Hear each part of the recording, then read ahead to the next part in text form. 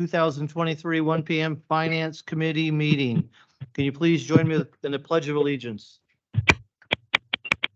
Pledge allegiance to the flag of the United States of America and to the republic for which it stands, one nation, under God, indivisible, with liberty and justice for all.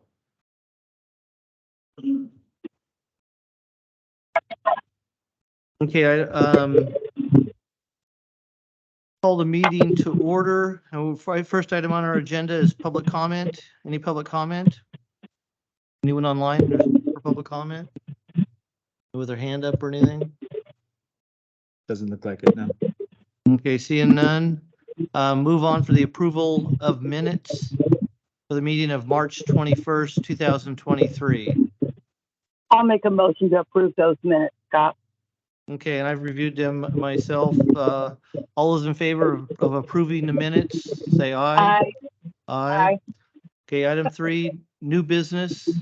3A, report on the monthly financial report for March 2023. Jeffrey Meyer. Yes. Good afternoon, Director Radman, Director Cicada. The first item is our monthly. Jeff, is that, Is this? There we go. there's, the light comes on behind the bulb. There we go. Is that, this is our regular monthly report on our financials that goes over. Cindy, mute your phone. Please. Thank you. We talk, it reviews our revenues and expenditures for both the operating funds and non-operating funds. Just a quick synopsis, there are really no surprises. We're just a continuation from prior months reporting. We're pretty much on track when you're looking at both revenues and expenditures, and both at the district level and the department level. And I will open this up for any questions regarding the operating funds, and we can hit the CIP after we're done with the operating funds. So is anything stand out to you to report on? Things that are higher than normal, which we are going to be addressing when it comes to budget, electricity rates, CPPA, basically doubled them up this year. And according to Michael, we're looking at another 10% raise. So that's something that we've had to absorb within the current budget. Chemical costs, as you know, are up, and fuel costs, although they've stabilized recently, they are still above what the budgeted amounts are. Okay. Cindy, do you have any questions or comments? No, I'm good. Thank you. Okay. I'm good as well. Very good. Thank you. The next one is to take a look at, which is page 17 of your handout, your budget, the agenda packet. And this is our fund balance report as of March 31st, 2023. It goes through all the different funds that we have. And as I mentioned last time, the way we do this for the purpose of reporting, we identify funds as being restricted or unrestricted. And when you're looking at unrestricted funds, in reality, there's only 2 unrestricted funds that we have where there's no prior commitments, there's no other restrictions or such. And that's our water fund, Fund 300, and sewer fund, Fund 500. As you can tell through the 2 items, the sewer fund has a negative balance of 2.7 million. That's something we've been addressing for some time. It's getting a little better, but we will hopefully, that's going to be incorporated into any future budgets or any rate studies. That's something that just cannot go away, because historically we have not been able to collect enough revenue for sewer, but we're moving in the right direction. So that's an accumulation of the last 10, 15 years. It's not just a one-off. The other items that stick out that I think are important to understand is the big dollar items that you see as far as fund balances are concerned. I'll start at the top, Fund 108, interest reserve. That's where we have our operating reserves, our CIP reserves, special project funds. and our rate stabilization funds and our FERC water rights fund. So all those are restricted for usage. That's why we see them in the restricted column. We also have the two CIP loan funds, the water fund 123 and the sewer fund 133. Remember, those are the loan proceeds that we secured last year that are really committed to the projects that were identified in the loan documents, both water and sewer. So those are not available for operating expenditures. And that's what we're calling the bond funds, right, Jeff? That is correct. Okay, thank What are we calling them? What'd you say? The bond funds. Bond funds, right. okay. Yes.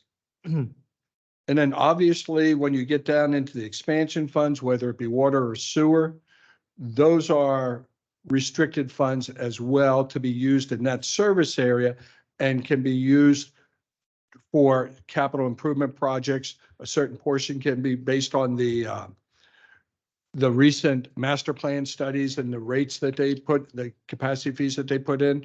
We can use a portion of those fees to pay for upgrades to our current facilities. So we manage that process, but remember, they can only be used in the service area in which they're collected. They can also be used for any debt service for those particular areas. Last time, though, we issued debt service was years ago and it was paid off. I want to say 2018, I believe. Any questions on the fund balance report? No. Cindy? you. No, I don't think you have to ask that question very often, Jeff. I don't think either Cindy or I are shy. If we have questions, we're going to jump right in. There we go. The next item is the CIP loan proceeds, where when I just mentioned where those loans are restricted.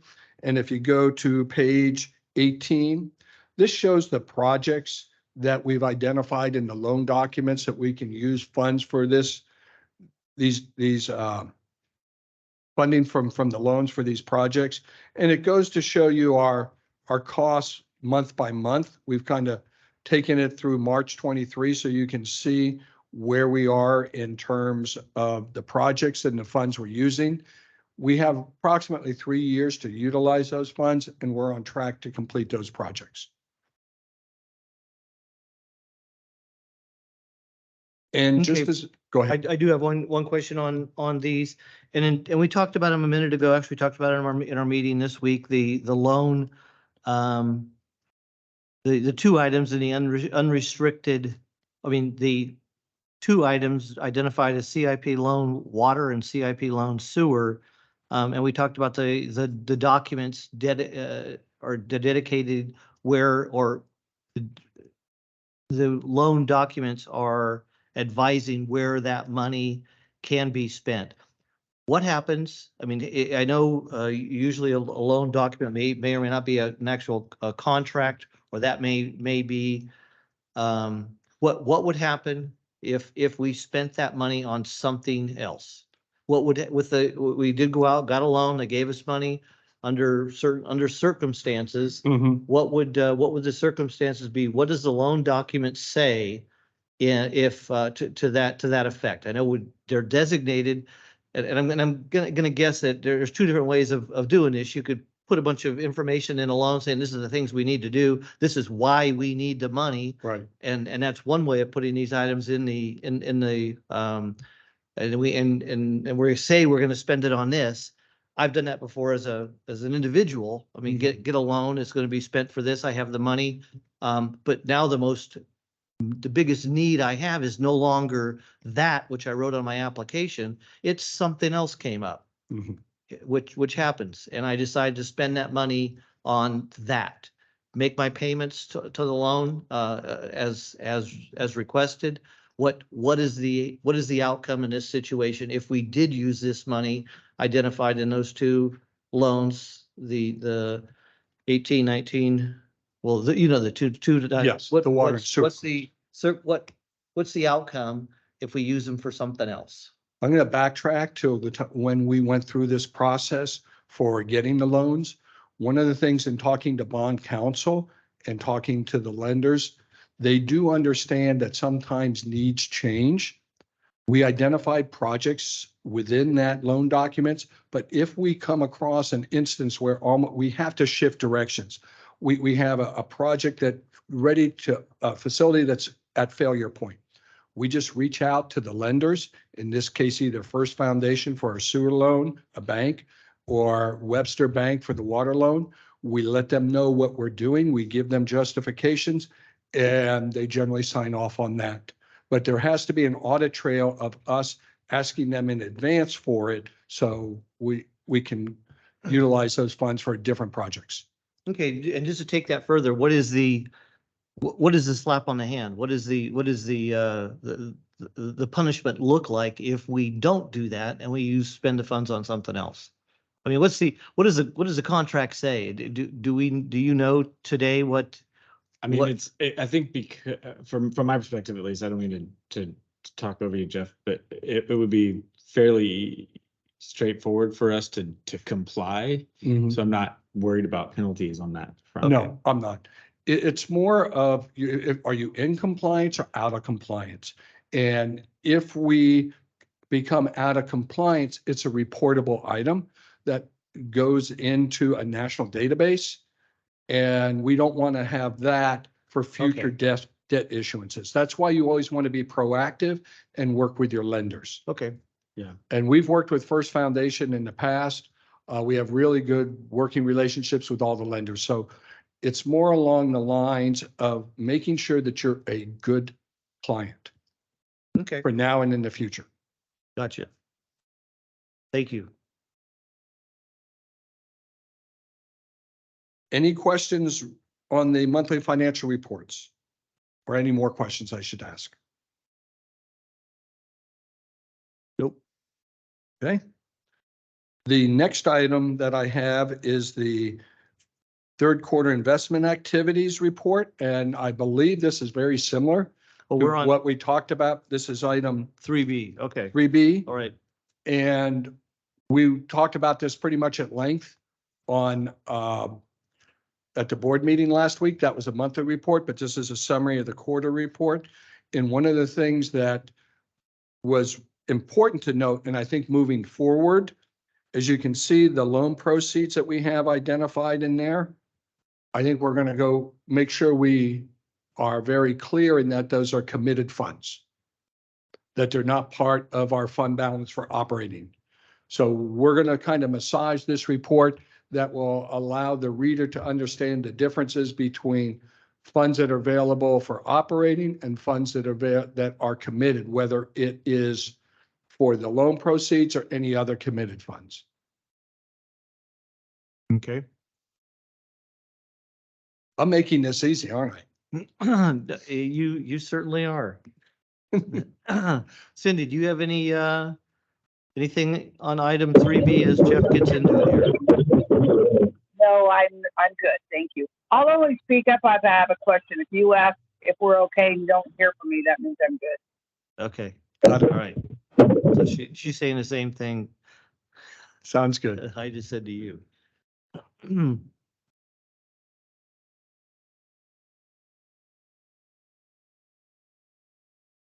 Okay, is there anything further on 3B for you to report, or is that it? Not on 3B. I'm Okay. complete.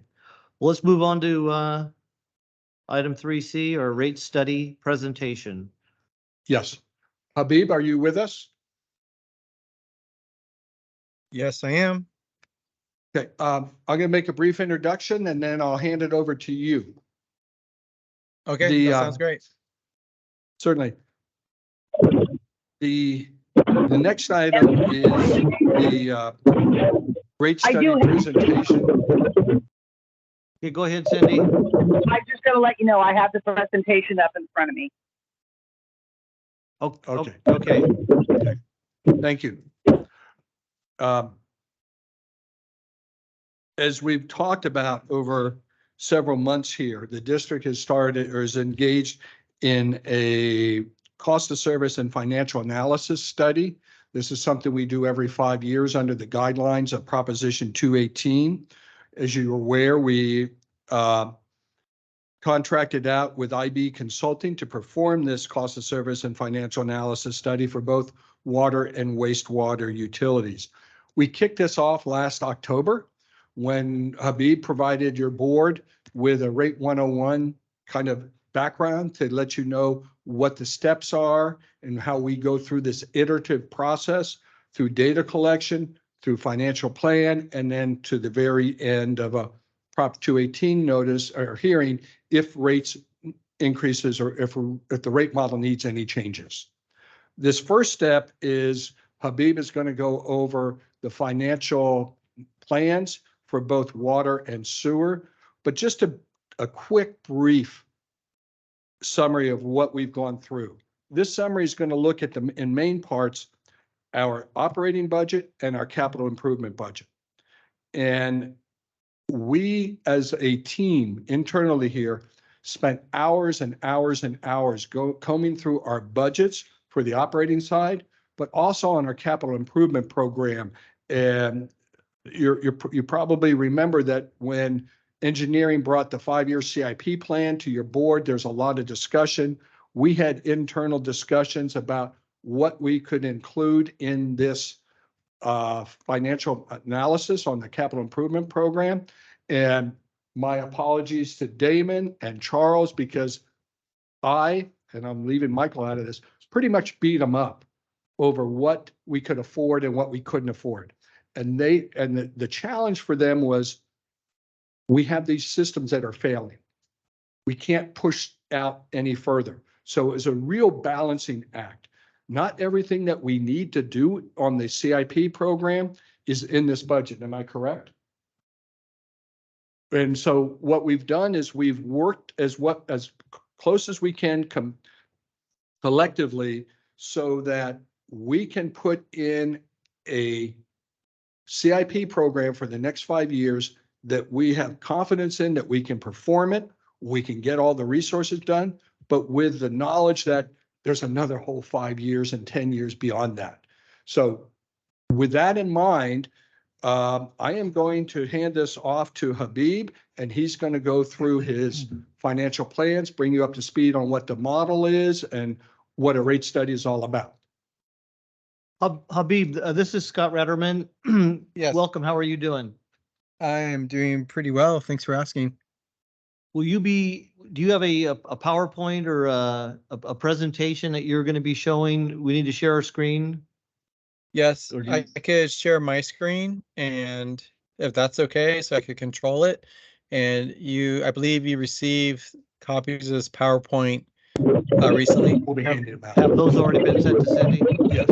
Okay. Cindy, I have them, and just let me know what page you're on when you're going through that workshop, when you're going through the presentation. okay. Yeah, Habib, I just wanted to let you know that one of our committee members here is not in the room and is not able to get a live feed of what we're showing here. So if you would, as you go through it, just indicate which page you're on, or as you're turning the page. We can see it here in the room, but she's got to turn the page herself she's got the document at home. Yeah, not a problem. Also, because it's a PowerPoint, there's some charts that flow into it through animation. So then I sent out a print version of it just in case you guys were having it in front of you. So you can see some additional charts that would show on the print version. I'm not sure if that was distributed earlier today or not. Cindy has the print version, am I correct? And Yes. we'll be handing out that to everybody afterwards. Okay. All right, fantastic. Good. Yeah, I'm good. Okay. Go ahead, Habib. Thank you. Okay. Thank you so much. Let me share my screen. Or can he share his version so he can? Yeah, Yes, he wants to share. there you go. All right. So, hey, FYI, like I said, I'm using my phone, and I can see the presentation on my phone. What Oh, my great. version. So I'm just going to use that. Okay, cool. Just Perfect. saying. Thanks, Cindy. There's something weird going on with your audio. It sounds kind of garbled. Okay, I'm just going to mute for right now. Okay, sounds good. Okay, so this is the agenda for today.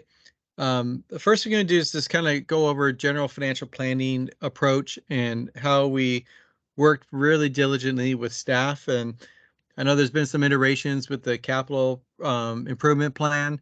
But on our end, we also are very diligent. We don't just take the budget as is. We press the, your staff. We ask questions. There's things that we look at in terms of, changes in operating costs from one year to the next, capital spending versus, how much your depreciation value is versus how much your total asset value is, just to get a, idea of like the level of spending you're doing, is it even possible? We're going to go through some of the financial plan assumptions. Then we're going to discuss the water enterprise as a whole, and then separately from that, the wastewater enterprise as a whole. And the reason why I say as a whole is because right now we're folks. This meeting is solely focused at the utility level of the enterprise of each enterprise.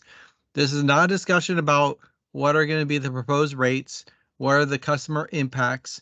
That's going to be when we come back in a couple weeks or a few weeks from now. This is solely to focus on what is the current health of each utility and what is the recommended long-term financial plan to show that you have a strong financial outlook moving forward. All right. So when we talk about financial planning, we take your entire budget, we put it into we embed it into our modeling. So then our models reflect exactly the structure of your guys' budget and what staff is used to. We don't try to fit it into the mold of our, predefined model, structure in any way. We build our model around your budget.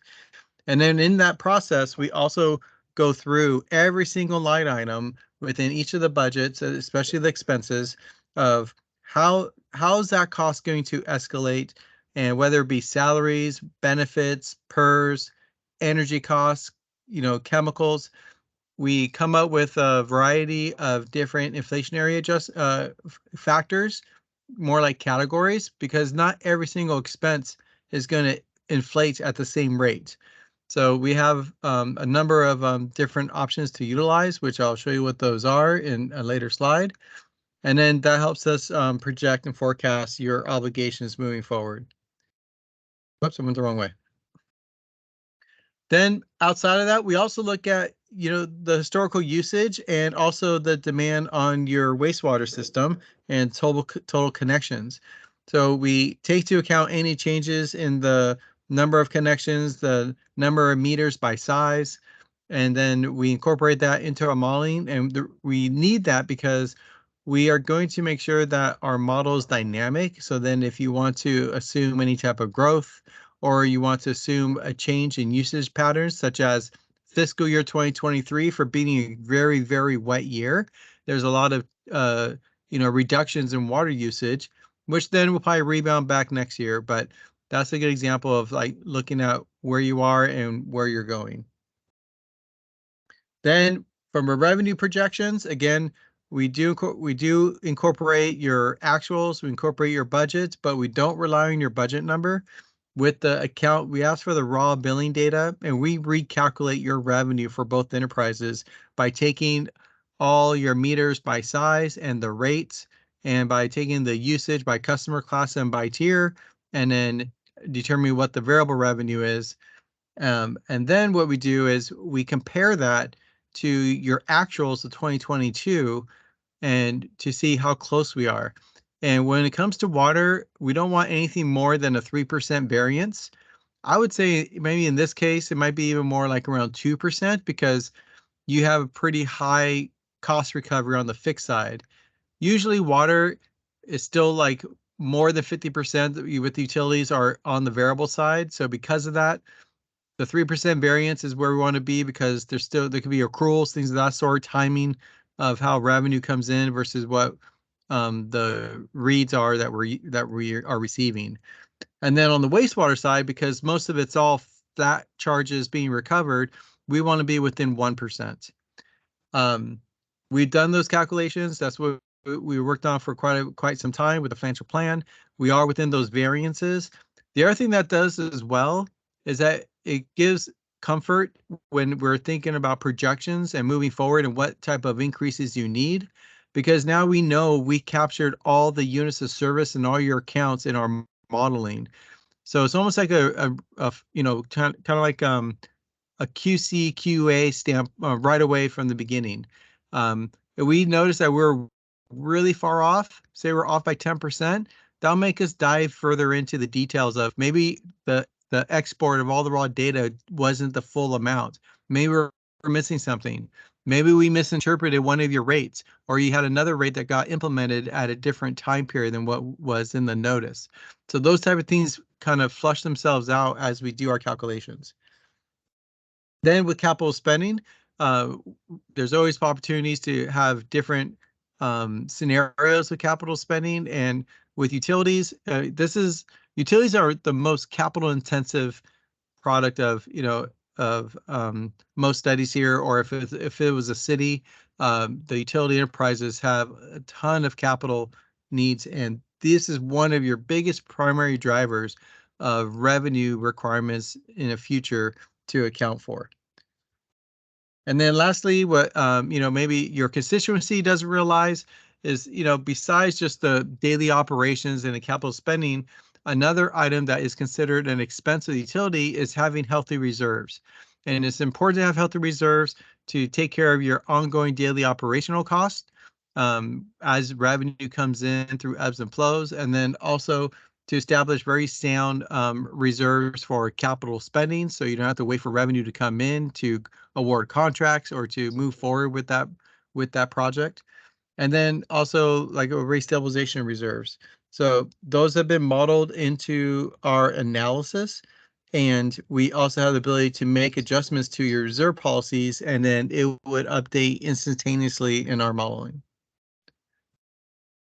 All right, so then here's a few more key assumptions that I want to go through with you. On the inflation side, because recent times has been a high inflationary climate, for fiscal year 24, we are using what has been the most recent year change in inflation for capital as well as for CPI. So with CPI, we're using the San Francisco area, and this last year was a 5.6% increase. And with capital, we're using the Engineers News Record of 20 cities, and it was 7.2. Outside of this fiscal year 2024, when we go 25 and beyond, both of these are going down more to the historical averages of like the last 5 years, and they're both in the 3% tower range, like 3.5%. But in this first year, we want to be conservative and make sure that any type of potential cost increases will be captured. With growth, even though we realize that you will have growth, from financial planning standpoint, and the purpose of what we're doing is to set rates in a notice that then you cannot go over that amount unless you go through this entire process again, we are not assuming growth in our analysis to set rates. So another way to view it is to make sure you cover your revenue requirements. We are not relying on growth assumptions to come in and become real to realize them for you to meet your overall revenue needs. The modeling has ability to do projections and assume some level of growth, but that's more for what if scenarios and for seeing like what are the risk benefit analysis or impacts from growth. And then lastly, when we're looking at growth, if say with our assumption being 0, and if we just set rates for 5 years and we see growth does come in, then with a lot of districts, we do annual updates. We incorporate that information, and then you might find that because there's more growth and a little bit more revenue that could go to like building up reserves, then you might not have to go up to the full notice rates that we are recommending, and you could actually, you know, from an annual performance standpoint, you could beat it and then implement a lower rate. Utility demands, this is just information that what we're using, and this will be in our reports for water sales, 3,739 acre feet. And then for EDUs connected to the sewer system, 5,446. So that's just more a disclaimer of like what are our assumptions of moving forward. And then with capital spending, we have 11 million, or you're 11 million in water and 7.1 million in wastewater. That's your depreciation amount, but we are actually funding a capital plan for each one of these utilities. And but this is something that we look at to make sure that it's in line with where it should be. And then with new debt, water, there is potential new debt that we're going to be utilizing. Water 16.5 million, wastewater 6 million, and that's proposed to occur in fiscal year 25. So there will be time elapsed before the potential of a bond issue, and then hopefully over that time period, revenues build up, and potentially you could have less of the bonding needed if based on how much revenue has come in. And then lastly, we are modeling your reserves and meeting your reserve requirements. So I'm going to go specifically to the water enterprise and go over that information. And I'm going to start with how does your utility look today based on the existing rate that you are charging your customers. On the left-hand side, you see we have financial plan metrics. These are things that we think about when we're looking at financial planning of utility. We want to make sure that you generate positive net income on an annual basis over your operating expenses. So again, just over operating, not capital. Comply with debt covenants that are existing. Sufficiently fund your full capital needs. And then at the same time, make sure that you build up reserves to be above your minimum reserve requirements. So the first chart I'm showing here is your operating position. So what this is only operating expenses, no capital spending, and nothing related to reserve funding in terms of it being an expense. So the black trend line going across, that is level, and it's just flat. That is your your total revenue based on your existing rates of today. The dash red trend line going across, that's your operating expenses with the inflationary adjustments that we identified on a line item by line item basis with staff. And then the bars at the bottom show your net operating income, and it's red because you're running an operating deficit. And so ideally what we want to see is that black trend line going across to be above your expenses.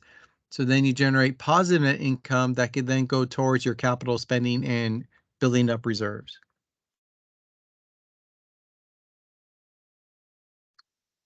Here's a snapshot of your capital spending, capital improvement plan with funding sources. This is the funding sources that exist today.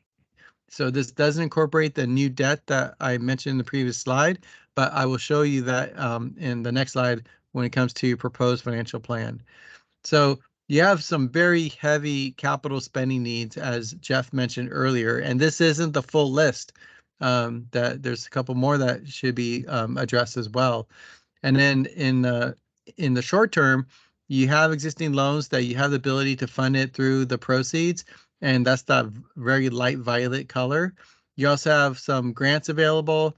You have some you're using capacity fee revenue that you have today for particular projects that have an expansion component. So that's in that orange color. And then the dark purple is the amount that needs of your capital plan that needs to be funded by rates/reserves. And then lastly, this shows you your ending reserve balances for 24 through 28. So this isn't there I'm not trying to use this to scare you in any way, but this is kind of like the way we solve at the very end. This shows that we're not going to assume we're cutting capital in any way, but this is showing what is the deficit based on continuing to fund those capital needs after operating is fully satisfied. So based on fiscal year 24 ending balance, you'll be just under $10 million, but then continuing to fund your capital plan is going to basically deplete your reserves, and then you're going to be in a negative position. So ultimately, this is what we have to resolve and get above that red trend line. That red trend line going across is your minimum reserve requirement, which reflects 90 days of operating expenses. a year's worth of capital, which is the just incorporating depreciation amounts, rate stabilization reserve of 10% of operating revenues, and emergency reserve of 3% of assets. Those collectively make up the minimum reserve dollar amounts. And then the target is that black dash line going across. And that's instead of 90 days of operating, it's 120 days. Instead of a year of depreciation, it's 2 years of planned capital. And then the other two, rate stabilization and emergency, is 10% for rate stabilization, so that's no difference, but emergency is 5% of your asset values. And the reason why you see like the black dash target sloping downward is mainly because of the capital target of 2 years of planned capital. So if you recall in the slide before, you have pretty significant capital in these couple years. So then it drops down. So that is reflective in this target where it's accounting for that, and looking forward, it knows that now it's going to be a lower amount. So then you could dip down. If you end up seeing another spike, because looking forward, it's going to go back up. And as long as you're within this bandwidth, you'll be okay. So from our review of your water enterprise requires revenue increases each year. We want to eliminate the ongoing operating deficit over the planning period. Reserves are below the minimum requirements, which I just went through these, but this is like a leave behind. But in total, the minimum requirement for fiscal year 2024 is 11.1 million. So we want to make sure we replenish those reserves and maintain healthy reserves moving forward. So in terms of the proposed financial plan, and this is from 24 through 28, which spans 5 years, and you can only go up to 5 years based on the Prop 218 limitations. You're able to adopt rates for up to 5 years. We want to see positive net income. We want to fully fund your capital needs, which is just under $55 million over the next 5 years. That's a very hefty dollar amount for the size of your utility. There's been many discussions when I first saw this number, it was even more. It was this, okay, you only have so many connections to spread this cost over. So you're not like a big utility in San Diego or SCPUC where you have a lot of customers where you gain an economy of scale. So that's the driving factor to this as well. We're going to issue debt, and the reason why we're recommending debt is so you could overcome this big dollar amount, and the goal is going to be to leverage debt by using debt to fund your capital plan in the short term while rates increase over time, and then slowly transition from needing debt to fund your capital needs on a pay-as-you-go basis. So that debt amount would be 16.5 million in 24-25. And also we have to ensure that not only do you meet that, but you also meet debt coverage, which we set at 125%.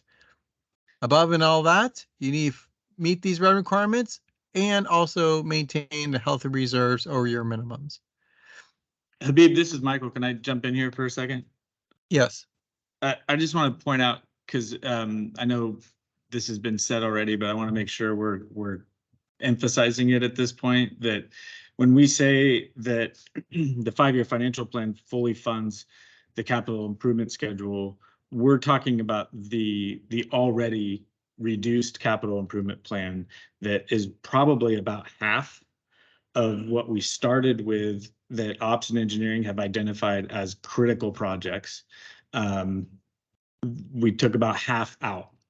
So we're really only funding, this fully funds, when Habib says that, he's saying we're fully funding the capital projects that we provided to him to include in this financial plan. But from our perspective, it doesn't fully fund our capital improvement program because of the projects that were taken out of this, that we either need to find other sources of funding for, or we're pushing them further down the road at potential risk of failure. So that's just something I think we have to continuously kind of reiterate here, that while this is, the funding need looks significant here, it's really only funding about half of what the capital improvement needs were identified by Ops and Engineering. Michael, thank you so much for pointing that out. And yes, you're absolutely 100% correct. I think I mentioned on a different slide, but yeah, I should have said that same thing I said in the previous slide, that it's not your full capital needs. Yeah, no, so you did say it. I Yeah, just want to make sure we he say it a did. few times. I heard you allude to it. Javier. Yeah. yeah. So then here is your operating position based on proposed financial plan. And with where we need to be, here's the revenue adjustments. And I say revenue adjustments, I'm not saying these are the rate increases, because we're looking at the utility as a whole based on the current amount of revenue you're collecting today on your existing rates. This is how much more revenue do you need above that for your utility. So for 24 through 28, 25% increase in your revenue, followed by 4 years of 16%. So this is a significant amount of money that's needed, but it is directly related to your current position where you are, the level of capital spending, and the fact that you're currently below your reserve requirement. So this is all accumulates together to have a pretty significant increase. And I also want to mention that you're not alone. I mean, all we do is utility rate studies. And right now we're working with 4 other agencies that are seeing similar increases. And part of this is because of the inflationary climate that we're in, and that project costs for capital spending have just skyrocketed. Even operational costs. We've seen agency where they're assuming a 50% increase in their energy costs, and in chemicals they've also increased 30-40%. So you're not alone. I just want to mention that to you. And then one other new thing in here, I was going to go this one more time. So here's your rate revenue from where you are to where you need to be with these revenue adjustments. Now your revenue is above your operating expenses. You're now generating positive net income instead of negative, running a deficit. And now this positive net income is going to build up over time to then go towards your capital spending needs and your reserve funding. And then we introduce one more item in the proposed, which is your debt service coverage. And you have existing debt right now. So, but we're taking all your debt and saying we want to assume that all your debt needs 125% coverage. So that's being very conservative. So right now we're showing that 103 of 2024, but if you just focus on like the one that needs 125, this might be a little bit higher. But once we get to fiscal year 25, you're now above the 125 for everything, including the new debt. And then I didn't have to point it out here because it's trending upward, and this is going off of this secondary access of the percent that you're achieving. And then now, I have yes, one go question ahead. before you leave that, or I guess it's still there. The revenue adjustment, the little window or bubble you have at the top of this top right screen. Yes. With the numbers, the percentages increase. You say those don't represent the annual or yearly increase. What do they represent? Yeah, they don't represent the increase in rates. They represent the additional revenue that you need for your utility. So based on where utilities is today. So let me give you an example. The water enterprise, you're roughly $12.3 million is your current revenue being collected, roughly. And then what you need for 24 is 25% more. We're not going to implement these rates on day 1 of July 1st. We're assuming October. So you're going to lose a few months. So this is going to generate, the 25% is going to generate around $2.5 million in additional revenue in that year. And then 25, what does the 25% represent if it doesn't represent a rate increase? Total revenue need. So total revenue needed, but where is it gained from if it's not gained from? Sure. It is going to be from rates, but the reason I don't want to say that it doesn't directly correlate, because your rates to your customers are going to be different based on the meter size that the customer has and the amount of usage that they do and what tiers they fall in. So then every customer's impact is going to be different. So I don't want it to sound like every customer's increase is going to be 25%. It's going to vary also based on what customer class you are, but we will be modeling next time around when we come back based on what your typical single family customer uses. What is going to be the impact to your average customer, your average single family customer? Okay, no, that's absolutely what I'd like to see as well. If it's not 25% to the customer, what is the range it's going to be to most customers? Is it 26 or is it 24? And Right. or what exactly is it when you do come back? That would be, I think, critical to know. Absolutely. It is critical, but we don't want to show you all that information in one sitting. And it's very important to first look at the utility and then look at customer impacts. And we do that so you don't solely focus on Holding the back. impact to customers and then don't realize what is the counterbalance of what's the impact to your utility. Certainly. And Habib, I want to jump in here for a second. As I go back to my opening statements, this is an iterative process where it's an iterative process. The first step of it is the financial plan. Once we're comfortable with this, then we can move on to the next process, which is cost of service and rate design. And that's where he'll bring back what the actual impact will be. And and Jeff, I also want to mention, just because we're breaking these out, that doesn't mean if there's an issue with the customer impacts, oh, sorry, you already said okay to the financial plan. Like, it's also iterative in terms of us going back to financial plan, making some changes because of the feedback we get from the board and the finance committee. But now you're going to know the give and take. You know, if you want to see something go down for your average customer, then it's like, well, then are you not going to do a capital project? Or you're not going to meet your reserve requirements, so we're not going to recommend that. So then you're going to know the give and take between the two. Okay, thank you. You're welcome. Can I ask a question? Yes. Okay, so you noted in here that we're looking at 55 million for capital needs over the next 5 years. And Habib, you made a comment that you thought that was really high for a district of our size. So what did you do, or what exercise did you go through to make sure that was accurate? Was there anything that you did to say, hey, that's kind of odd? So I am not an engineer, but what I do, so and nor is it my role or our role to say, hey, you have to cut capital spending, or this project cost doesn't seem right. That's not our role. We're not an engineering firm. But what I do look at it, I kind of go over in terms of a smell test. Does that make sense in terms of the size? And when I say size, I think of a few things. First, what is your current revenue? What is your current base revenue? So as I mentioned, your current base revenue from your rates is 12.3 million. So then I look at like, wow, that $55 million, that's over 4 times your annual revenue amount.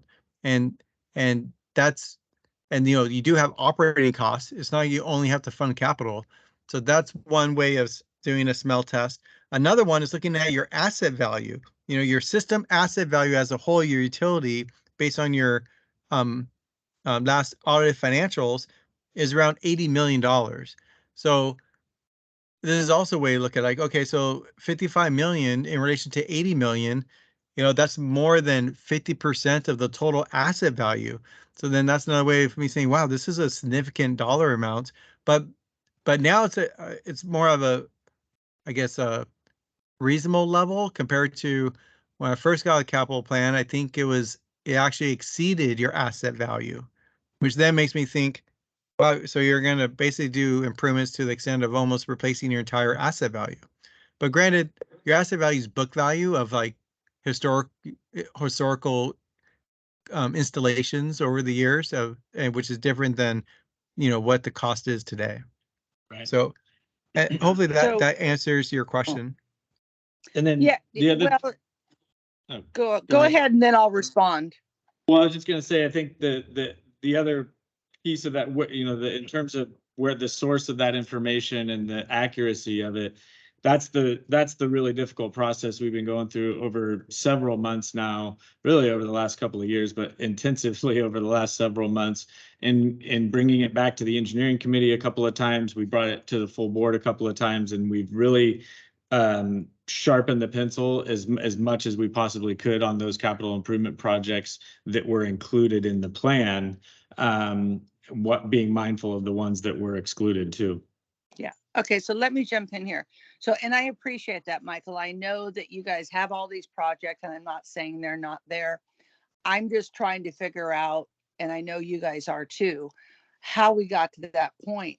So one of my questions again is on the last rate increase, because it seems like we do one every 5 years, I believe. So what was the total capital needs for the last 5-year rate increase? Anybody know? I don't know off have the it in top of front my me. head, We- but I we could might get it. be able to bring that. I think I could have that information even before we're done with this meeting. Okay, well, the reason why I'm asking, it's like, so we know we have 80 million in projects that we need to get done. Only doing 55 is just kind of kicking the can down the road a little bit. And I'm wondering, when did this can start getting kicked? How many rate increases ago did it keep getting kicked down the road, right? So if we're going to do a rate increase, I just think we need to make sure that that stops and we plan more for not the rate increase for today's purposes of 5 years, but still do like, how can we stop kicking that can down the road over a 15-year period and just start noting these things now? So when we're ready to go in the next rate increase, which more than likely will have to happen, right? I mean, with having an $80 million capital needs to take care of, and that's only as of today. So we go a few more years, now something else gets added on. So do you kind of understand where I'm thinking, how can we resolve that? You know, in a 20-year Cindy, period?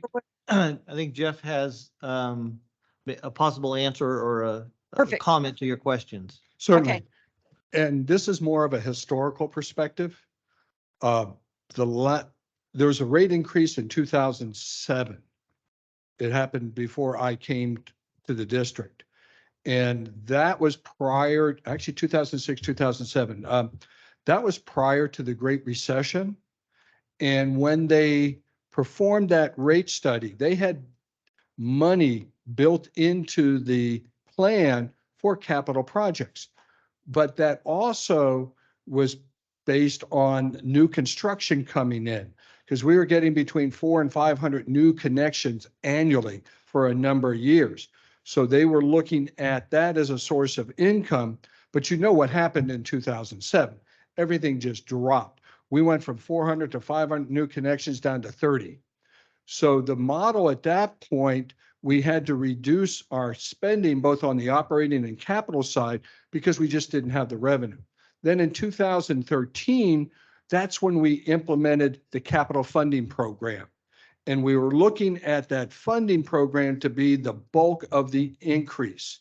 So we were able to jumpstart a number of projects that were just sitting there because we had no money to do the projects. Then in 2018, when we did the rate study, we did not increase our R&R component. All we increased was the operating side of it. So we were able to give a little bit of breathing room on the operating side, but we didn't have any additional funds coming in on the R&R side, your capital program. In hindsight, did we do it right? We probably, well, we didn't anticipate such huge increases in CIP costs, especially with this inflationary environment. Could we have done it a little bit differently? Possibly, but ever since I've been here, we have always identified all our CIP projects within our rate studies, not only identifying what we're going to do, but also identifying what we can't do. Even back in 2013, we came up with a list of this is what we can afford, but it's over 100 million what we need to do. So do we, have we properly described what our issues are? Yes. Have we funded for them? Not necessarily, because we've taken both operating and capital. And at this particular point in time, we've got a great engineering and operations staff that really dig down deep into what our facilities can and cannot do. And of course, it's 2023. That's 10 years past 2013. Things fail, and it is a big bite, and it's going to continue for a number of years. And one of the things we've talked about doing is, in addition to providing this a 5-year CIP, we're also going to start looking at 10 years of what's the next batch of CIP. So we're keeping the ratepayers, the public, and your board informed of what's down the road. Can I piggyback on that, Jeff, and Oh. and Cindy, just with my recollection over this similar period of time, the two rate increases that I've been involved with were 2018 and 13. 13. I guess the hearing was in 12 and then they implemented in 13. Is Yeah. that the way that works? Somewhere in Okay. that ballpark. So yeah, 12, we'll say 13 and 18. The one in 13, what we heard and what we saw, and it was probably because of the economy falling out from underneath, was that nothing, the same list of CIP projects that were put up in 2006, 7. 6, 7, yes. 7, 8, 9, 10, 11, in 2008, the same list of projects that were put up in 2007 or 8, and that rate increase, hardly any, none of them got done. The money that was spent from those new increases wasn't spent on capital improvement, from what I understand, Mhm. because that in 2007 or 8, they were looking at all kinds of new the money was going to come in from new customers. There was thousands of new customers going to be coming in, and none of them came in. The building just stopped. So hardly any CIP projects were done. That was the reason that we created the CIP, the CIP fund, R&R fund, and that year in 2013, whatever increases we did vote to implement. I think it was four out of the 5 years we agreed to implement new rates, and all that new money, the only thing it could go for was CIP. So it really tied management's hands with operating expenses and day-to-day expenses, because there was no new money for 5 years going into that. It could only go for CIP. So we started a robust CIP project or CIP fund in 2013. And that the amount of money that it goes into it has been consistent since 2013, has never been raised since 2013. So that is why the CIP fund is where it is. When we Okay. did the last one in 2018, we didn't have any new money go to CIP, just leaving it as it is. Whatever that dollar amount that was decided, the only way we can get more money into CIP is get a new customer or two, which we've that's probably all we've accomplished since that time. Mhm. And then new money would come into the CIP program. Yeah. And so Okay. that's why I understand where our CIP, but I don't know what our CIP work was done before 2007 or 8, but from what I understand, it wasn't much. And so there was a long period of time there that nothing got done, and we started working on it in 2013. And now we got a list of over 100 million, from what I understand, and we got 55 million of that listed here to try and fund, which might be aggressive, but I want to hear this whole thing out. That's The full list is actually closer to 200 million. 200 million. The 50 million that you see here, and one thing I want to point out too is was it 54? Can't remember where we were. 54.5. Not 100% of that is going to be funded by new rate revenue or new, because some of that is grant funded, some of that, is going to be grant funded, or other sources of funding will come in to help fund. That's the total project cost that we're targeting for that 5-year period of time. But like I said, there's other projects that we also still feel like are priorities. We just need to identify other sources of funding for. I guess with my comment And I understand, thank you for the clarity. I do remember hearing that a little bit. But what I'd like to see is going forward, we start, instead of always having, not always, instead of, in this case, it sounds like we're going to have a large increase. So try and plan further ahead to where they're not such a large increase. Let's go ahead and, and try and project out and do the best we can, so we don't have such large increases, I guess. And may I jump in? This is Habib again. So I looked back at the 2018 report because we always get copies of the old report to see what was done and whether we agree with some of the, many cost of service calculations. But in any event, there was $20 million identified in capital spending needs, and the depreciation at that point was 2.5 a year, so that's 10 million. So you were funding more than your depreciation. The only thing I don't know is, how much were your actual capital needs versus how much was funded in the rate study. Nice. Thank you. Well, I And mean, to then- put that in perspective, one of the, because we have implemented some projects over the last 10 years. Reach One is one of them that was done within this last rate schedule, and that project alone was a $10 million water project. And then following up on what Michael indicated with the funding sources, this next chart shows the funding sources for the 55 million capital plan over the 5 years. So as I mentioned, you have existing proceeds that you're utilizing. We're going to extend that for issuing debt in 25, which would then fund you through 26. And then after that, you should be able to transition to just being pay as you go through rates for the remainder of the capital plan that's within here. Another thing that we have done was indicated, Jeff, that definitely recommend bringing your guys' financial advisor on board during the rate study, so then he could be apprised of what we're doing, what we're identifying, and also get a little concurrence with him on being able to plan accordingly and getting ready for the next couple of years. Perfect. Habib, I'm going to jump in here because this is a perfect timing for an introduction. Habib reached out to us a few weeks ago when we started looking at the capital plan and knowing that we're going to have to issue new debt and making sure that we meet all our debt covenants from prior debt and moving forward.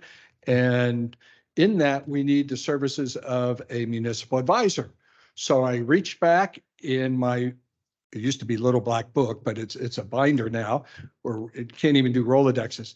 Eric Scriven of NHA Advisors, who helped us on a number of financings in the past, he is joining us along with Leslie Bloom. They are under contract to help us through this process to make sure we get the biggest bang for our buck for any future debt issuances, and they are online with us today. Thank you. Thank you.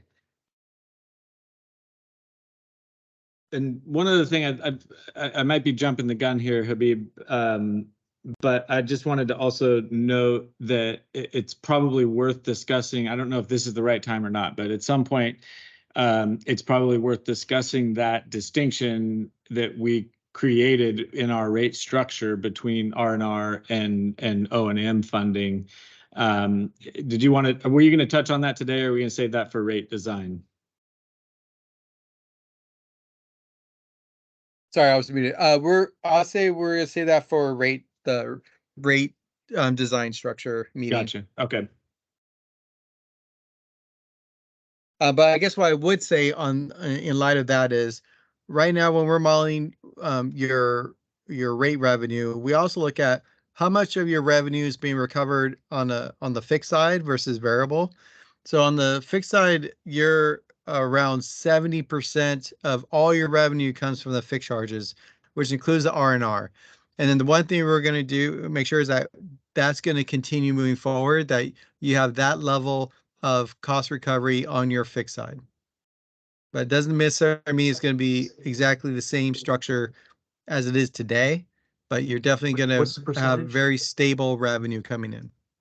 What was the percentage, Habib? I'm sorry. Oh, 70%, you have 70% Okay. fixed cost recovery, which Thank I you. would say you're probably one of the highest when it comes to water. I know Elk Grove Water District, they're up there in like the 70 percentile. And I would say the average though right now is probably like in the mid 40s. I don't mean to go tangent here, but I guess I'll just give you some history. You know, when we got to that drought and mandatory conservation, 2015, and the best management practices, M1 manual, all that good stuff was more around 30% to be at. But with the mandatory drought, that really impacted a lot of agencies. We saw over time, over the next 5 to 10 years, people would start inching up on their fixed cost recovery. And because of that new trend, now instead of being in the, close to 30%, everyone's now in the mid 40s or more. And I would expect that trend is going to continue. Well, that was our goal. And one of Yeah. these rate studies was to go, because of conservation and just suddenly losing money when we told everybody to quit using water, they did. That was, well, I think that was our goal in 2018. That was the 2018, yeah. To flip that. And so now we're at 70, which is one of the highest in the industry, you're thinking? In the state for sure. I've only come across, I mean, outside of Okay. sewer, right? Sewer is always like over 90% is fixed cost recovery because all flat charges. But yeah, I can only think of one other agency, which I mentioned that I worked with, is Elk Grove Water District, that's up in that 70 percentile range. And I Well, think we- there's two reasons why that makes a lot of sense for CCWD. And I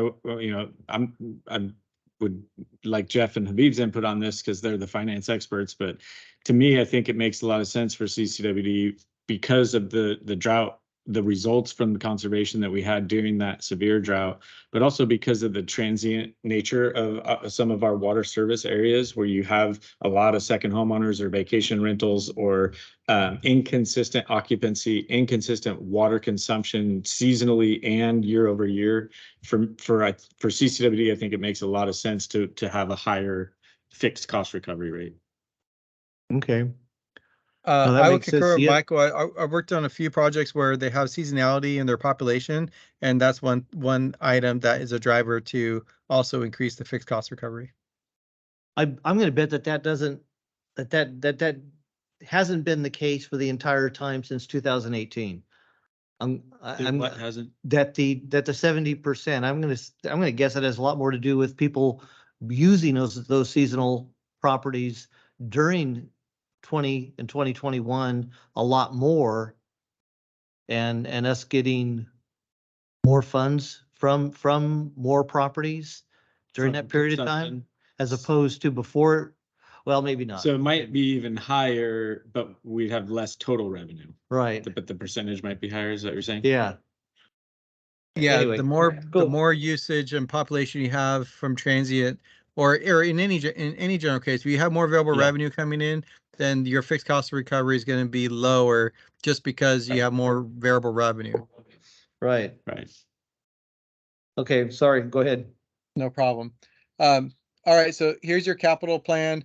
As I mentioned, you transition to pay as you go with fully funded by rates by 2028. And then here's your reserve balances. This is where we want to be because this is kind of like the end all here. We we're not meeting your minimum in 24. I'm not concerned about that. This big influx in revenue is really the proceeds from the proposed debt issuance in 25 that then you're going to utilize for that big project, and then it's going to be spent right away. And then it allows us to then level off and maintain over the next in those later years and be within those targets. And again, to achieve this, these are the percents of revenue increases that you need. What is the which project are we talking about that's the big one that we're gonna spend that much money on in 1 year? So I we think know what this that far ahead is, of what time. I think what that represents is the debt issuance, right? So Right, so that's getting the money and then, but he But it's made not- reference Yeah. to spending it so quickly. it's not just Yeah, one project. Sorry, go It's ahead. it's the Copper Cove Tank B, it's the Jenny Lynn Tank AB transmission line, and okay. the Copper Cove Zone BC transmission pipeline pump station. Wow, digging deep into the details. Thank you, Habib. You're welcome. Right. I think the point is that it's not one necessarily just one big project. It's the injection or the infusion of funds from financing that will help us complete a series of projects and get us That through are, the that are all project. underway. Those are all underway right now. They're all in the design pipeline at this point. Okay. Yeah. All right, go ahead. Okay. Well, with that, unless you want to pause and ask other questions with the water enterprise, I could do that, or I'll keep moving forward and switch over to wastewater. Move on. Yeah, Okay. move on. All right, so wastewater, this will go a little quicker. So I kind of already went over our metrics, what we look at, what we consider. So I can go through that same approach with wastewater. Here's your operating position, which is far better than what I showed you with water at existing rates. So this is what we typically want to see is your proposed rate revenue of today, since you don't have increases anymore, is 8 million. The expenses are below your revenues.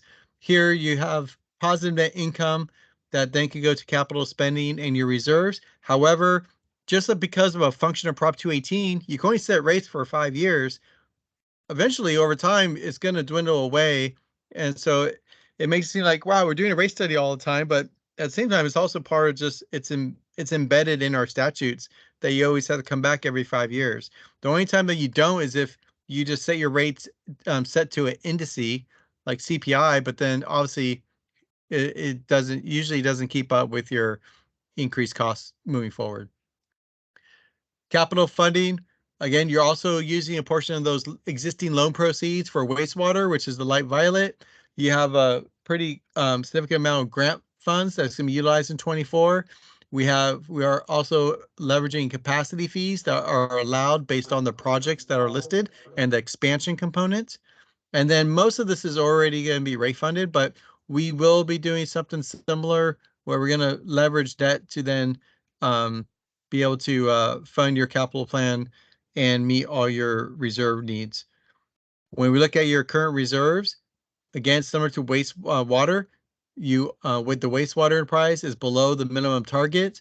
And then based on that capital spending, even with the net income you have from operating that could go towards capital spending, you have to also use quite a bit of your reserve balance to cover your capital needs. So obviously that's not sustainable long term. And then again, that's what we have to make sure we resolve. So net income is decreasing each year. Reserves are below the minimum. The total minimum is 4.8 million based on those same reserve requirements of operating, capital, rate stabilization, emergency. And at existing rates, reserves would be used to cover capital expenses, not sustainable long term. Reserves already below minimum, and reserve be depleted by fiscal year 2025. So looking at the proposed financial plan, we're going to continue to generate positive net income, fully fund the capital needs that were provided to me. Oh, that's a good Good. Yes. Perfect. Thank you. disclaimer.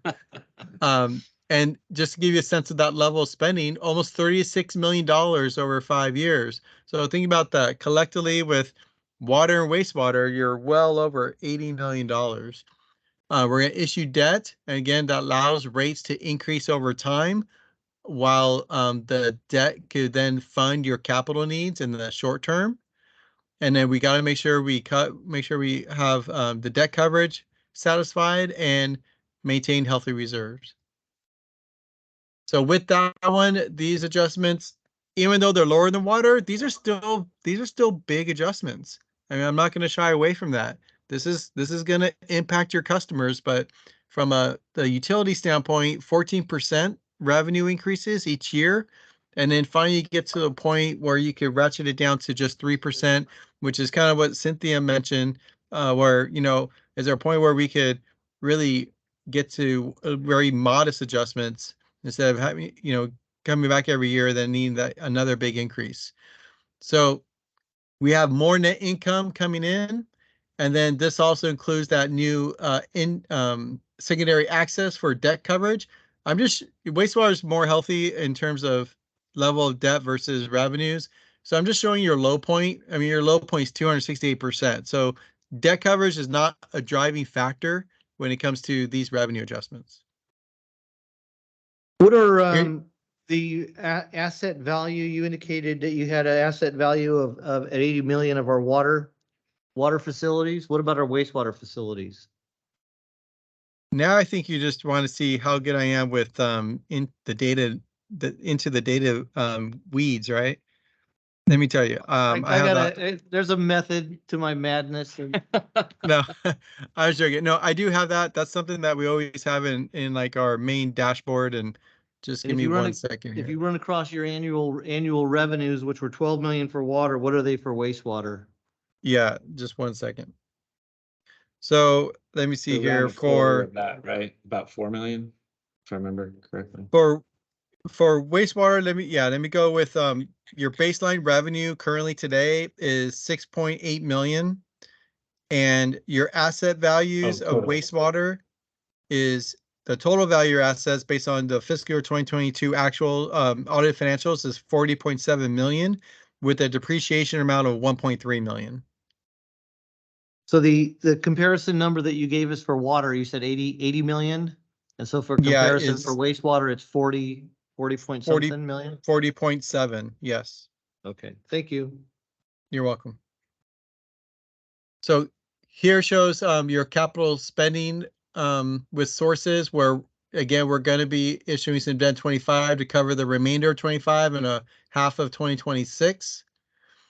And then what that allows us to do is have funding for your capital spending needs in 25 while rate revenue increases to then maintain a healthy reserve while satisfying your capital needs.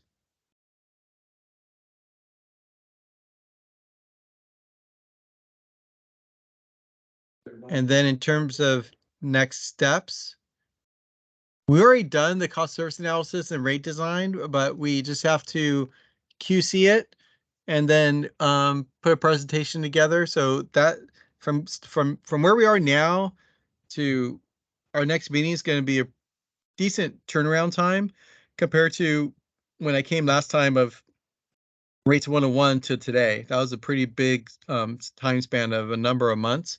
But now we have pretty much the whole analysis complete. Workshop, the rate workshop will be July 12th. And then mailing the notices would be July 24th if you decide to move forward. And if there's any iterations, then we'll make sure that is captured based on board feedback. But ultimately, the public hearing date that we're targeting, excuse me, is September 13th. So then we can have a effective implementation date of October 16th. So, and just to know, even though we're not hitting July 1st, those adjustments that I identified is already accounting for the lost amount of time for implementation date of October instead of July. Is there one more in there that where we come back with the rate design prior to the rate workshop? Were we planning on another board presentation? You know, Late May? Michael, You know, that may be possible, but I think that would be possible. It just have to be virtual. But then the 12th, I will be there. Okay. And just to follow up on this, Habib is presenting this to the same presentation to the full board next Wednesday at the board meeting. So that's May 3rd.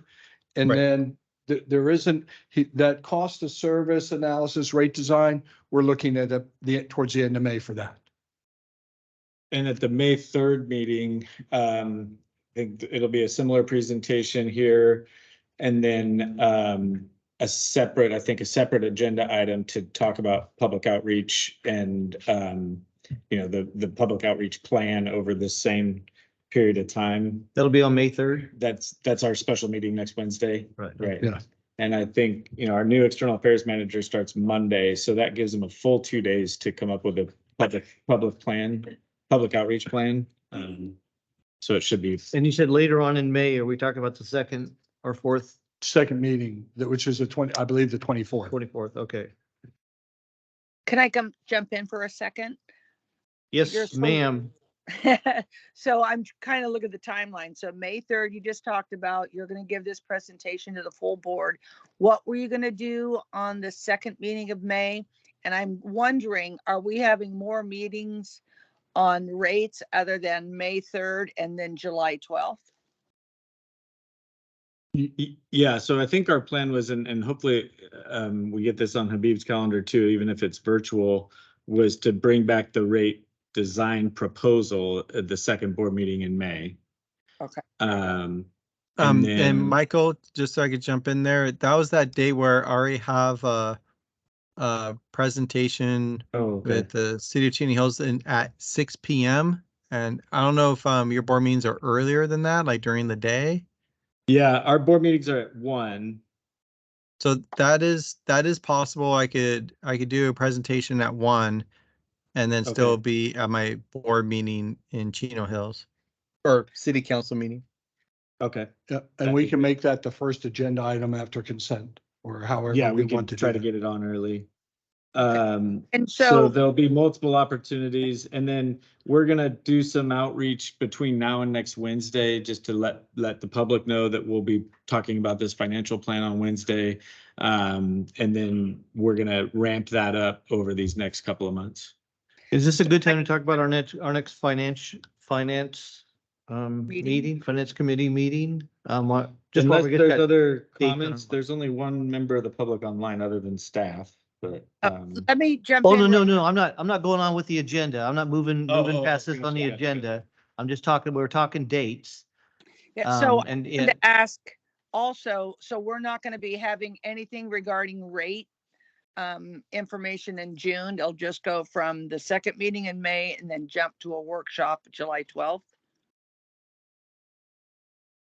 Correct. And part of that is there's time required to put together the draft report that Habib's going to be working on. That's required under Prop 218 for both water and sewer. But we're also going to be knee deep in our budget process at that time.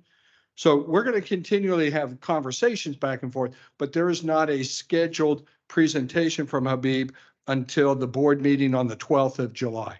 Okay, thank Okay. you. And I would also point out, so the goal for May 24th would be to present preliminary rates based on the financial plan, the recommended financial plan, receive feedback from the board. And it's very common that the board might have some request of making some adjustments. And then there's still time to then do some additional analysis and then send that information that was requested to staff to circulate to the board, that then will be incorporated into the rate workshop. And then if we get the final blessings at the rate workshop on July 12th, then I will draft the report and have it available by the time that notices hit the mail. And then we'll, like I said, we'll talk about it more on Wednesday, but there'll be a lot of public outreach during that time too. Okay. And I guess we could wait for the item to come up on our agenda to talk about our next meetings, but I know in our June meetings are going to be our regular board meetings in June are always the second and fourth. But just want to make sure with busy schedules going through the summer, wanted to make sure that with Cindy on the phone here, that we get our finance committee meetings on the calendar for May and June before we leave here today. But we can discuss that. We have a item number 7 on our agenda and future agenda items, and right now we're not there yet. So Okay. yeah, we'll get to them and get the public comment. Yeah. Gotcha. Does Habib have anything further to present, or you, Jeff, for item 3C? And we're going to take public comment on 3A, B, and C. We busted through those without asking. I didn't even realize we were moving from one to the other at one Sorry. time. But if there's anything further to present? I have nothing at this particular point in time to present. I think it's been very informative. I'll defer to Habib if he has anything else to add. The only thing I have to add is the second meeting of June, just in case something gets agendized. That's I'm going to be out of town and not working that week. Okay. Okay. Cindy, do you have anything further on No, I'm good. Thank you. rate study presentation? I'm good. Okay, we're gonna go to public comment on, for anyone, including Ralph, on 3A, 3B, or 3C at this time. Go ahead. Oh, We have hi, any- guys. Hello, Ralph. Great. Thank you, Director Sakata, for being diligent in asking about kicking this can down the road. The explanations I heard dating back to 2008 were quite interesting, but I get it. The preliminary rate increases, I understand where they are in this particular presentation, that they're not really rate increases. They're kind of like revenue adjustments is what I understand. Also, you guys were talking about public workshops. Now, are these going to be actual workshops where we're going to make a difference in the percentage we pay? Or are they going to be educational meetings where we're going to be told the reason why we're paying this particular amount? Well, there'll be workshops to present the information to the public and then also, yeah, listening, receiving feedback that we'll bring back to the board and we'll make sure is incorporated in the analysis. I mean, I can't, we're not going to be making adjustments in the numbers during workshops, but we're certainly looking for the public's input and feedback. Okay, great. Now, this other mention, we had 54 million in future projects. That was, yeah, the fully fund capital needs 54.5 million over the next 5 years. Now, you said that, is that number the number that you guys massaged down where you went to engineering and just weeded out everything? Or is that the big number before you lowered and got rid of some of these capital improvement projects? That is the small number. The whittled That's- down number. Okay, very good. And I agree that is a large number for the size of our district, but it is what it is. And I'd like to thank Habib for his hard work and his very careful explanation. At least on my end, it was very well received. Thanks again, guys. Thank All you. right, Thank you, thank Ralph. Yeah, and we can talk in greater detail, and we have in past meetings, and especially in engineering committee, but we have a lot of detail on those projects that are funded and the projects that aren't funded. I think that'll be there'll be more detail when as this moves forward in different presentations, especially in those public meetings, to talk specifically about what's getting funded and what's not getting funded, or I should say what's getting funded and what we're going to need other sources of revenue to fund. And also what's being deferred. Right. Right, yeah, that would definitely help. And again, I can't emphasize more that when you're explaining it to the public, emphasize as Jeff did, the team that you guys have this go around of possible increases, that we are going to cut that can in half that we're kicking down the road, hopefully, and maybe within the next 10 years, be on top of things. Again, thank you, guys. All right, thank you. Anyone else Yeah. for public comment? Just Anyone else to on? respond to that real quick, if I could, Ralph, Oh, I cool. appreciate those comments, and this is obviously a really difficult process, and the projects are expensive, the total project costs are expensive, but one thing that we are always very mindful of is just the fact that the cost of failure is even more expensive. And, if we defer to the point of, failure of infrastructure, repair at that point is going to be more expensive than scheduled repair. And so we're trying to balance as best we can trying to keep costs, in line and not overshooting what's possible, but at the same time, not putting ourselves at a point where we're at the risk of infrastructure failure or regulatory compliance failure. Those things cost more than planned replacement. No, and thank you for that, Michael. Okay. We did have a study on that subject about 10 years ago on the difference between a system failing on its own and what it costs and how much it costs to repair versus a planned replacement or upgrade of that system. It was pretty deep, went into pretty deep, much detail, and it was a substantial percentage increase between two different ways of doing a project. So planning a project is, I do agree, is a whole lot less expensive. For this workshop, could I recommend or request a Damon-like slideshow of our deficiencies? It plays so well. I mean, if we could have a show and tell, let's bring a couple broken pipes into the room.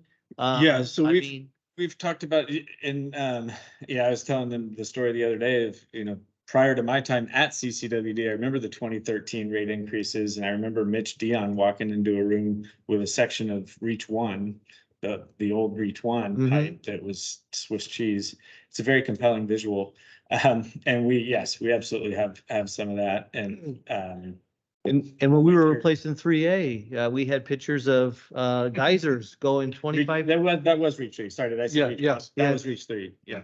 going Yes. 25 feet in the air and in front of the plaza up there. And I mean, there's some great opportunities that people don't know what's Right. going on. When we Well, were talking about dilapidated buildings that needed paint. I In mean, addition a to. couple pictures go a long In way. addition to pictures, because, and these aren't scare tactics, these are legitimate, Right. education. Wait, And so in addition to those pictures, I think we also want to follow up on that opportunity for tours and, bringing people out to see the infrastructure that we're talking about. We want to be as transparent as possible in this process. Right. And we are doing that. We're already doing that part of it. I'm just talking for this one day when we have this workshop on rates, and it's the why. The why behind it sells so much easier if we have the visuals. And Certainly, and we can do that as well as our public outreach, because in addition to what we've done so far, we're going to go back and visit all our areas and have town hall meetings and roll this plan out before the 218 hearing. So that's sort of like we did in 2013. I think that's what you're referring to. right. We went through an extensive study and I gathered pictures, we looked at things. So yes, that's going to be a critical part of making sure everyone knows where we stand. And do we have the new sign for the Bummerville pond? Do we have is this on our list of projects to complete? Some new Unfortunately, that signage? one got cut.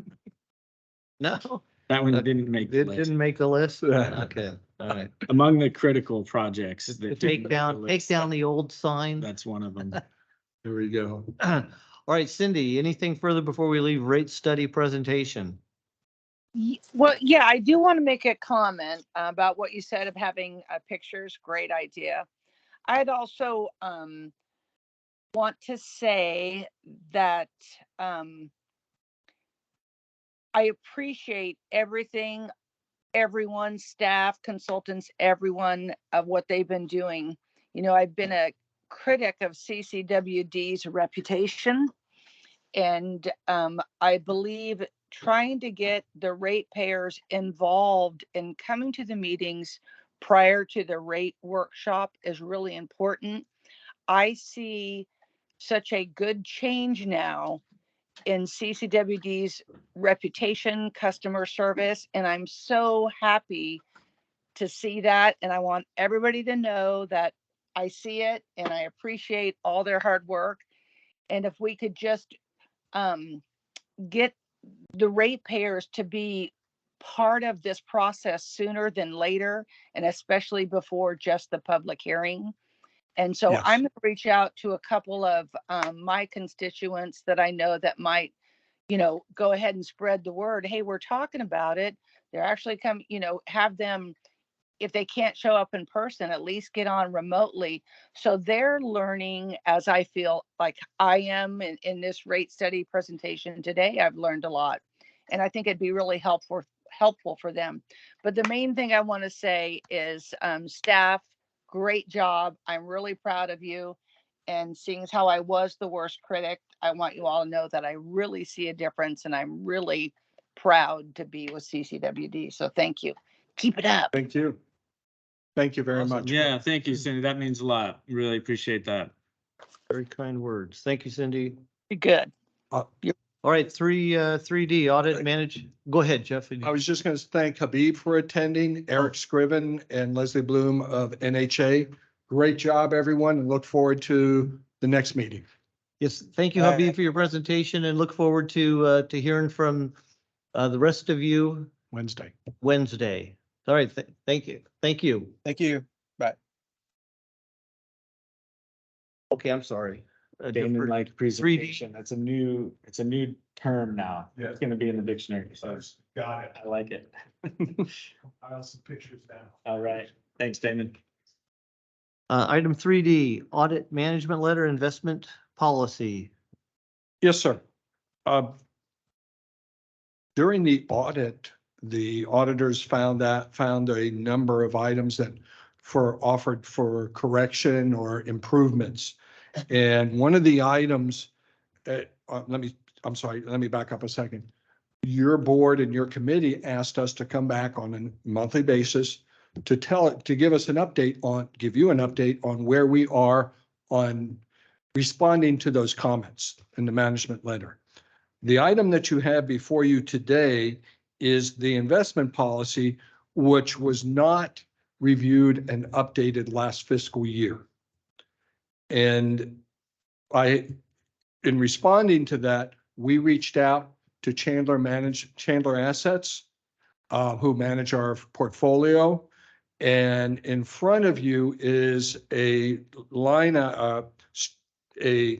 version that includes track changes that show the deletions and additions that they are proposing so that we are in compliance with the latest and greatest investment guidelines.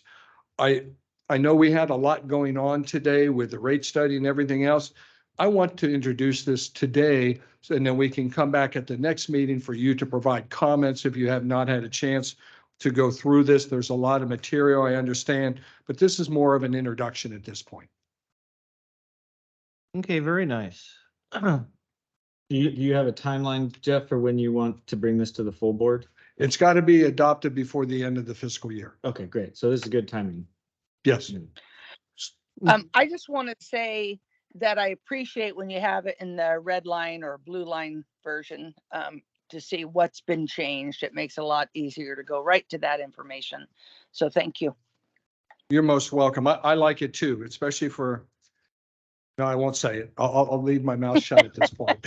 So why don't we plan on, if it's okay with everybody, bringing this back for a deeper discussion, the next finance committee meeting, and then Yes. plan on taking it to the full board after that? That was my plan. Oh, Good I'm good. plan. didn't mean to steal your thunder. Wow, look at That's that. okay. We all came up with the same plan. I was just gonna say, I was gonna give out the same idea.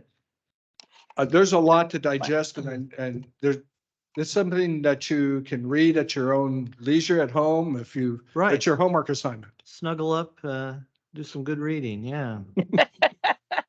Thanks, you guys.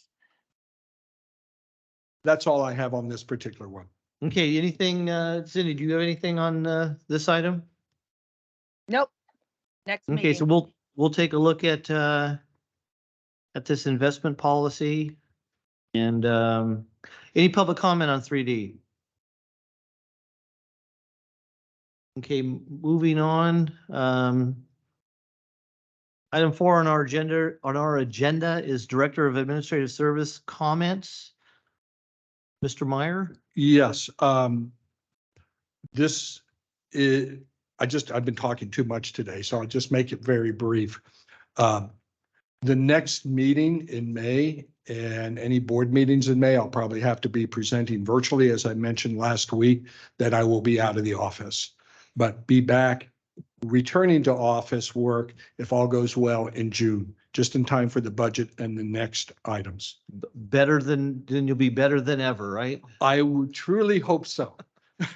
Okay, The new and improved version. there you go. Okay, that sounds acceptable. Thank you. Any general manager comments? I'm just made comments at our meeting on Wednesday, so I don't have a whole lot. I should say, and maybe I'll make this a longer comment on Wednesday. But what I failed to mention earlier today was just how many people put a ton of work into this process in every department. Jeff leading the way with Habib, but the finance department's been amazing. Catherine's been amazing. Damon and Charles and Jesse and Brad, everybody has put a lot of work into all of the input that went into this process. It's a really it's the foundation for our financial stability. So it's incredibly important. It's also really hard. And none of us take it lightly.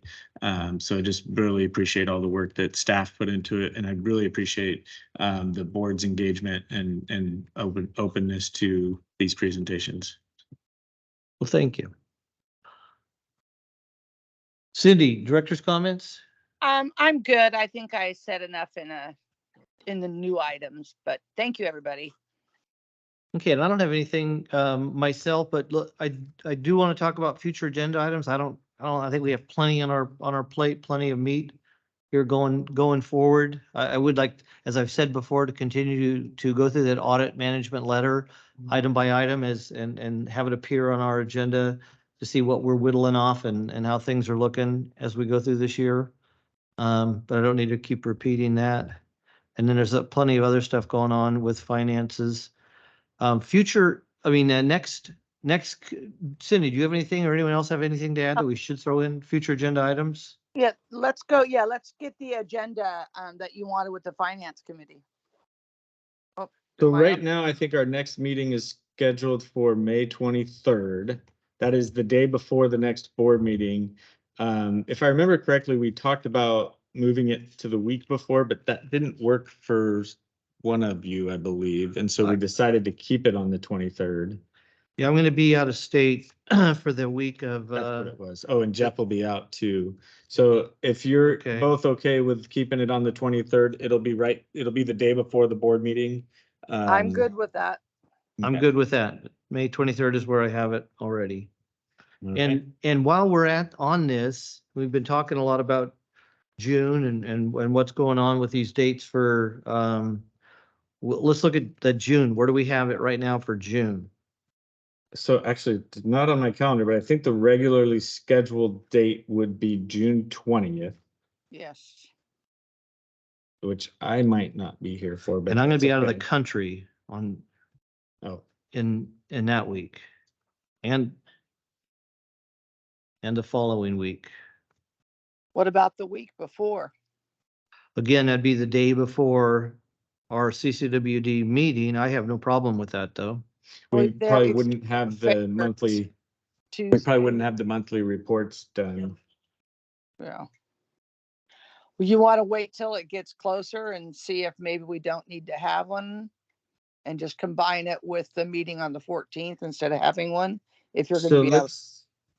let's think about budget process. Jeff, I don't remember our schedule, but we were, well, by then we should be done. We should be presenting the draft budget to the finance committee in May. Okay.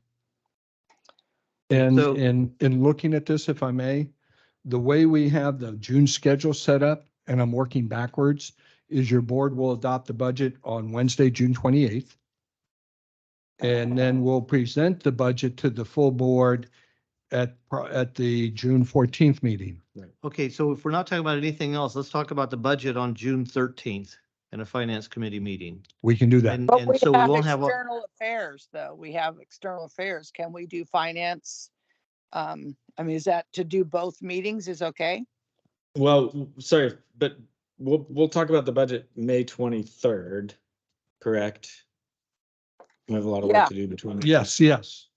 And then probably present it, to the On the- full board on the draft budget on June 14th.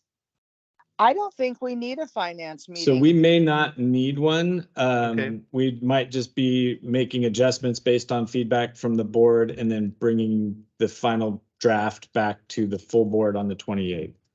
The And only that's- thing that, Go ahead. okay, my apologies. I misspoke. I was thinking about the investment policy, but it'll already be to the board at that point. I don't believe there's going to be anything that really needs to go to the board policy wise on the management letter. A lot of it's procedural. So we can just update you on So that. you're agreeing that we don't need to have a meeting on the 13th? Yes, correct. Okay. All right, that's, I think everyone agrees with that then. Sounds like a plan. Yeah, we can, and then we can look at the rest of the schedule when we talk at the meeting in May, Okay. the summer schedule. Perfect. Okay, so next committee meeting is gonna be May 23rd.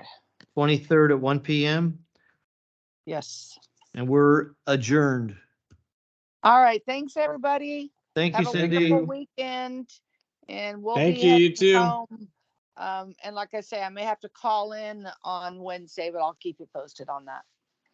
So, Okay, I think Okay. we're planning to send the agenda packet out Monday, because that's a special meeting, but we'll get it out on Monday. no worries. All right. Thanks, you right, guys. thanks. Have a wonderful Thank you.